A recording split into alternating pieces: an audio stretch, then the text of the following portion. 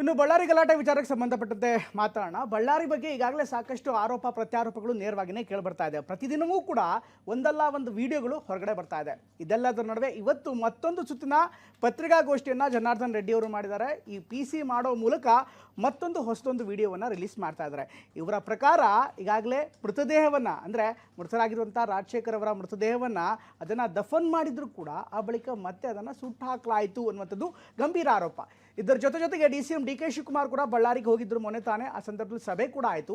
ಈ ಸಭೆಯನ್ನು ಈಗ ವಿಪಕ್ಷಗಳು ಪ್ರಶ್ನೆ ಮಾಡ್ತಾ ಇವೆ.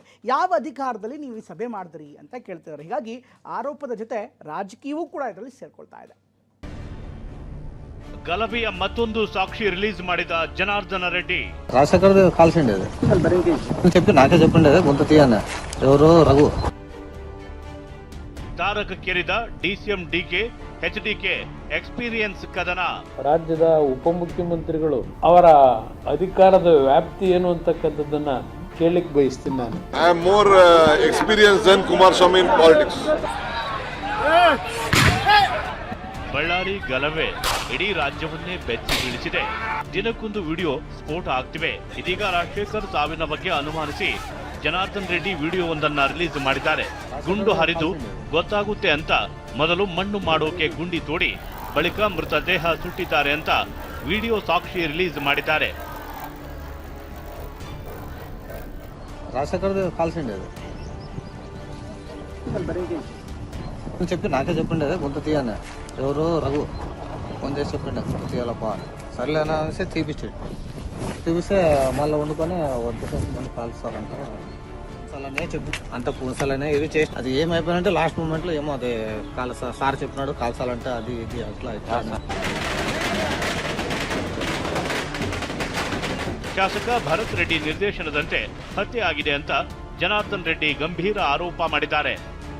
ಯಾವ ಸತೀಶ್ ರೆಡ್ಡಿ ಹಿಂದೆ ಬಂದಿರುವಂಥ 4-5 ಮಂದಿ ಗನ್ಮ್ಯಾನ್ಗಳು, ಅದೇ ಗನ್ಮ್ಯಾನ್ಗಳು ಭರತ್ ರೆಡ್ಡಿ ಹಿಂದೆ ರಾತ್ರಿ 9 ಗಂಟೆಗೆ ಬಂದು ಆ ಗನ್ನಿಂದ ಪಾಯಿಂಟ್ ಬ್ಲ್ಯಾಂಕಲ್ಲಿ ಶೂಟ್ ಮಾಡಿ ಕೊಲೆ ಮಾಡಿರುವಂಥ ಈ ವಿಚಾರದಲ್ಲಿ ಅವರು ತಪ್ಪು ಮಾಡಿರೋ ಕಾರಣನೇ ಇವತ್ತು MLA ಡೈರೆಕ್ಷನ್ ಮೇಲೆ ಆ ಕೊಲೆ ಆಗಿದೆ ಅಂತೇಳಿ ಇವತ್ತು ನಾನೇನು ಹೇಳಿದ್ದೀನಿ ನಾನು. ಇನ್ನು ಬಳ್ಳಾರಿ ನೂತನ SP ಬ್ಯಾನರ್ ಗಲಾಟೆ ಸ್ಥಳಕ್ಕೆ ಭೇಟಿ ಕೊಟ್ಟರು. SP doctor Suman D Pannekar ಭೇಟಿ ನೀಡಿ ಪರಿಶೀಲನೆ ಮಾಡಿದರು.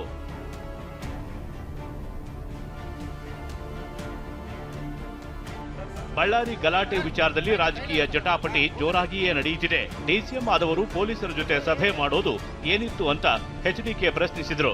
ಇದಕ್ಕೆ ತಿರುಗೇಟು ಕೊಟ್ಟಿರುವ DK ನಿಮಗಿಂತ ನನಗೆ ಎಕ್ಸ್ಪೀರಿಯನ್ಸ್ ಇದೆ ಎಂದಿದ್ದಾರೆ. ಅವರ ಅಧಿಕಾರದ ವ್ಯಾಪ್ತಿ ಏನು ಅಂತಕ್ಕಂಥದ್ದನ್ನ ಕೇಳಲಿಕ್ಕೆ ಬಯಸ್ತೀನಿ ನಾನು. ಗೃಹ ಸಚಿವರು ಹೋಗಿ ಪೊಲೀಸ್ ಇಲಾಖೆಯ ಅಧಿಕಾರಿಗಳ ಜೊತೆ ಸಭೆ ನಡೆಸಿದ್ರು ಓಕೆ, ಇಲ್ಲ ಮುಖ್ಯಮಂತ್ರಿಗಳು ಕರೆದು ಸಭೆ ನಡೆಸಿದ್ರು ಓಕೆ. ಈ ಎರಡು ಇಲಾಖೆಗೆ ಇವರು ಸಂಬಂಧಪಟ್ಟಿರ್ತಕ್ಕಂಥದ್ದಲ್ಲ, ಉಪಮುಖ್ಯಮಂತ್ರಿಗಳಿಗೆ. ಯಾವ ಇದ್ರ ಮೇಲೆ ಇವರು ಹೋಗಿ ಸಭೆ ನಡೆಸ್ತಾರೆ? Mr.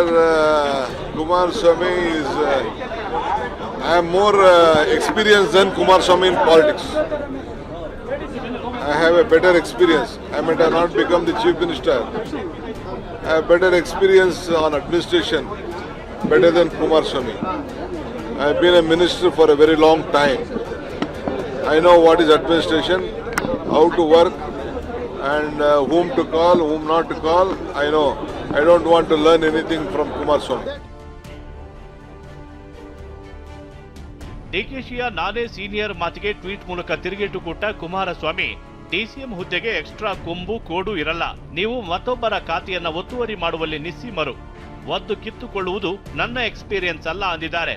ತಾವು DCM ಆಗಿರಬಹುದು, ಆದರೆ ಮಂತ್ರಿ ಪದವಿಗೆ ಇರುವಷ್ಟೇ ಶಿಷ್ಟಾಚಾರ, ಅಧಿಕಾರ ವ್ಯಾಪ್ತಿ ಆ ಹುದ್ದೆಗಿದೆ ಅನ್ನೋದು ಗೊತ್ತಿಲ್ವೇ? ಅದಕ್ಕೇನು ಎಕ್ಸ್ಟ್ರಾ ಕೊಂಬು ಕೋಡು ಇರಲ್ಲ. ಇರ್ಲಿ ಎಂದು ತಾವು ಸಿಕ್ಕಿಸ್ಕೊಳ್ಬಹುದಕ್ಕೂ ಬರಲ್ಲ, ಇರ್ಲಿ ಎಂದು ತಾವು ಸಿಕ್ಕಿಸ್ಕೊಳ್ಳೋದಕ್ಕೂ ಬರಲ್ಲ. ನಿಮ್ಮ ಎಕ್ಸ್ಪೀರಿಯನ್ಸ್ಗೆ ಈ ಸಣ್ಣ ವಿಷಯವೂ ತಟ್ಟಲಿಲ್ಲವೇ ಮಿಸ್ಟರ್ DKಶಿ ಅವರೇ? ಬಳ್ಳಾರಿಯಲ್ಲಿ ಪೊಲೀಸ್ ಅಧಿಕಾರಿಗಳ ಸಭೆಯನ್ನ ಗೃಹ ಸಚಿವರೇ ನಡೆಸಬೇಕಿತ್ತು. ಅದು ಅವರ ಅಧಿಕಾರ ವ್ಯಾಪ್ತಿ. ಅವರು ಬಿಟ್ರೆ ಮುಖ್ಯಮಂತ್ರಿಗಳು ಅಂತ ಸಭೆ ನಡೆಸಬಹುದು. HDK ಟ್ವೀಟ್ಗೆ ಕಿಡಿಕಾರಿದ DK, ಅಸೆಂಬ್ಲಿಯಲ್ಲಿ ಕರೆಯುತ್ತೇವೆ, ಅಲ್ಲಿ ಚರ್ಚೆ ಮಾಡೋಣ ಅಂದಿದ್ದಾರೆ. ಕುಮಾರಸ್ವಾಮಿ ಮತ್ತೆ ಪ್ರಶ್ನೆ ಮಾಡಿದ್ದಾರೆ. DCMಗೆ ಏನು ಎಕ್ಸ್ಟ್ರಾ ಕೊಂಬು ಇಲ್ಲ ಅನ್ನೋದ್ರ ಬಗ್ಗೆ. ಶಿಷ್ಟಾಚಾರ ಮಂತ್ರಿಗಳಿಗೆ ಇರುವಷ್ಟು ಶಿಷ್ಟಾಚಾರ ಆಯ್ತಪ್ಪ, ಅವ್ರ MLAಗಳು ಇದಾರಲ್ಲ, ಅವ್ರ MLA ಇದು ಅಸೆಂಬ್ಲಿಲಿ ಕರಿತೀವಿ, ಹೊಸ ಅಸೆಂಬ್ಲಿಲೋ ಎಲ್ಲಾರು ಅದನ್ನು ಚರ್ಚೆ ಮಾಡಕ್ ಕೇಳಕ್ಕೆ. ಪೊಲೀಸರ ಜೊತೆ DK ಸಭೆ ಬಗ್ಗೆ ಸಚಿವರು ಹೇಳಿದ್ದು ಹೀಗೆ. ಪರಿಸ್ಥಿತಿ ತಿಳಿಯ ಮಾಡ್ತಕ್ಕಂಥದ್ದಕ್ಕೆ ಅವರಿಗೆ ಏನು ಬುದ್ಧಿ ಬರ್ತದೆ ಅವರ ಹತ್ರ ಇರ್ತಕ್ಕಂಥ ಮಾಹಿತಿಯನ್ನು ಆಧರಿಸಿ ಅವರು ಕೂಡ ಕೆಲವು ಸಲಹೆಗಳನ್ನು ನೀಡಿರ್ತಾರೆ. ಅದೇನು ಆದೇಶಗಳಾಗೋದಿಲ್ಲ, ಸಲಹೆಗಳು. ಅವರು ಜವಾಬ್ದಾರಿಯುತವಾದಂಥ ಸಚಿವರು, ಉಪಮುಖ್ಯಮಂತ್ರಿಗಳು. ನಿಜ, ಅವರು ಕುಮಾರಸ್ವಾಮಿ ಅವರು ಹೇಳೋ ಪ್ರಕಾರ ಅವರೊಬ್ಬರು ಕ್ಯಾಬಿನೆಟ್ ದರ್ಜೆ ಸಚಿವರು ಅಷ್ಟೇ ಬಿಟ್ಟರೆ ಅವ್ರಿಗೆ ಯಾವುದು ಎಕ್ಸ್ಟ್ರಾ ಅಧಿಕಾರ ಇಲ್ಲ ಅನ್ನೋ ಮಾತನ್ನು ಹೇಳಿದರೆ ಅದು ಕಾನೂನಾತ್ಮಕ ಅಥವಾ ಸಂವಿಧಾನಾತ್ಮಕವಾಗಿ ಅದು ಸರಿ ಇರಬಹುದು. ಬಳ್ಳಾರಿ ವಲಯ IGP ಆಗಿದ್ದ ವರ್ತಿಕಾ ಕಟಿಯಾರ್ ಕಣ್ಣೀರಿಟ್ಟಿದ್ದಾರೆ. ಬಳ್ಳಾರಿ ಬ್ಯಾನರ್ ಗಲಾಟೆ ಪ್ರಕರಣದಲ್ಲಿ ಎತ್ತಂಗಡಿಯಾಗಿದ್ದಕ್ಕೆ ವರ್ತಿಕಾ ಜಿಲ್ಲಾ ಉಸ್ತುವಾರಿ ಸಚಿವ ಜಮೀರ್ ಬಳಿ ಕಣ್ಣೀರಿಟ್ಟಿದ್ದಾರೆ. ತಡರಾತ್ರಿಯೂ ಸ್ಥಳದಲ್ಲಿದ್ದು ನ್ಯಾಯಯುತವಾಗಿ ಕೆಲಸ ಮಾಡಿದ್ದೇನೆ, ಇಷ್ಟಾದರೂ ಸರ್ಕಾರ ನನಗೆ ವರ್ಗಾವಣೆ ಮಾಡಿ ಅನ್ಯಾಯ ಮಾಡಿದೆ ಎಂದು ಬೇಸರ ವ್ಯಕ್ತಪಡಿಸಿದ್ದಾರೆ. Bureau report TV9